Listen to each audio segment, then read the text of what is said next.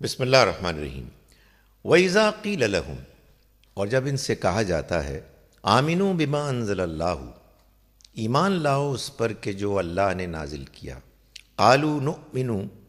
وہ کہتے ہیں کہ ہم ایمان لائے، بما انزل علینا، اس پر کہ جو اترا ہم پر، وَيَكْفُرُونَ بما وراء، اور وہ انکار کرتے ہیں اس کے علاوہ جو کچھ بھی ہے، وَهُوَ الْحَقُّ مُصَدِّقًا لِمَا مَعَهُمْ، حالانکہ وہ حق ہے تصدیق کرتا ہوا آیا ہے اس کی کہ جو ان کے پاس ہے۔ یعنی یہ اہل کتاب، یہ یہود، ان کو جب ایمان کی دعوت دی جاتی ہے تو وہ صاف صاف کہتے ہیں کہ ہم تو صرف اسی پیغام کو مانیں گے کہ جو ہماری ٹریڈیشن میں بنی اسرائیل میں موجود ہے، اس کے علاوہ ہم کسی چیز کو ماننے کے پابند نہیں ہیں، نہ ہمیں کوئی دلچسپی ہے۔ قل فلم تقتلون انبیاء اللہ من قبل ان کنتم مومنین، ان سے پوچھو تو پھر آخر کیوں تم قتل کیا کرتے تھے اللہ کے نبیوں کو اس سے پہلے، اگر تم واقعی مومن ہو۔ یعنی اگر واقعتاً تمہاری ٹریڈیشن میں یہ ایمان ایسا راسخ اور مضبوط چلا آ رہا ہے تو پھر پہلے بھی ایسا تمہارے آباء و اجداد کے ہاں کیوں ہوا کہ وہ اللہ کے نبیوں کو، جن کے نبی ہونے کے وہ قائل بھی تھے، وہ ان کو قتل کرتے تھے۔ یعنی کہنے کا مقصد یہ ہے کہ یہ روش کہ اللہ کا پیغام آ جائے،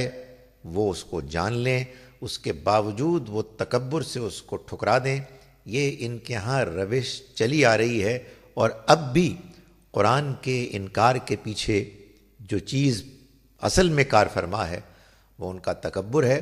یہی مجرمانہ رویہ ہے۔ وَلَقَدْ جَاءَكُم مُوسَىٰ بِالْبَيِّنَاتِ، اور حقیقت یہ ہے کہ تمہارے پاس موسیٰ آئے واضح نشانیوں کے ساتھ، ثُمَّ اتَّخَذْتُمُ الْعِجْلَ مِن بَعْدِهِ، پھر تم نے بچھڑے کو بنا دیا ان کے بعد، یعنی معبود، بچھڑے کو تم نے پرستش عبادت کے لیے طے کر لیا، وَأَنْتُمْ ظَالِمُونَ، اور تم ظالم تھے، یعنی تم ظلم کر رہے تھے اپنی جانوں پر۔ قرآن مجید نے کہا کہ اِنَّ الشِّرْكَ لَظُلْمٌ عَظِيمٌ، شرک یقیناً بڑا ظلم ہے۔ تو یہاں گویا کہ وَأَنْتُمْ ظَالِمُونَ سے مراد ہے وَأَنْتُمْ مُشْرِكُونَ، تم اس وقت ظلم کر رہے تھے، تم اس وقت شرک کر رہے تھے۔ وَإِذْ أَخَذْنَا مِيثَاقَكُمْ، اور یاد کرو کہ جب ہم نے لیا تم سے تمہارا عہد، وَرَفَعْنَا فَوْقَكُمُ الطُّورَ، اور ہم نے تمہارے اوپر طور کو، کوہ طور کو بلند کیا،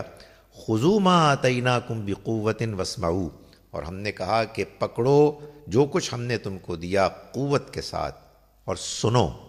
جو کچھ بتایا جا رہا ہے اس کو دھیان سے سنو۔ قالوا سمعنا وعصینا، انہوں نے کہا کہ ہم نے سنا اور ہم نے نافرمانی کی، یعنی دل میں یہ بات انہوں نے کی کہ ہماری کوئی دلچسپی نہیں ہے اس کو سن کر ماننے کی، ہم نے سنا اور ہم نے نافرمانی کی، ہم نے اس کو نظر انداز کر دیا۔